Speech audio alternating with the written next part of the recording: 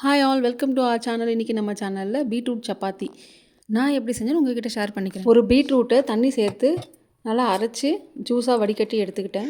இப்போது ஒரு மிக்சிங் பவுலில் 2 கப் அளவுக்கு கோதுமை மாவு, ஓமம், உப்பு, நெய் எல்லாத்தையும் சேர்த்து ஃபஸ்ட்டு நல்லா மிக்ஸ் பண்ணிக்கிட்டேன். இது நல்லா மிக்ஸ் பண்ணிவிட்டு பீட்ரூட் ஜூஸை கொஞ்சம் கொஞ்சமாக சேர்த்து நல்லா பிசைஞ்சிக்கிட்டேன்.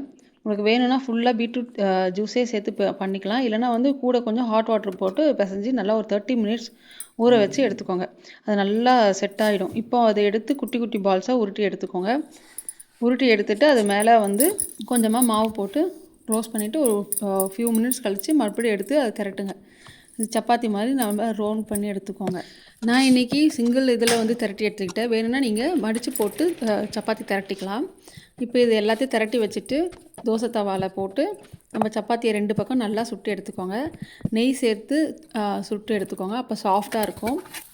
பெரியவங்களாம் இருக்கீங்கன்னா நீங்கள் நார்மலாக அவங்க ஹெல்த் கான்ஷியஸ்க்கு ஏற்ற மாதிரி சுட்டு எடுத்துக்கிட்டால் நம்மளுடைய பீட்ரூட் சப்பாத்தி ரெடி.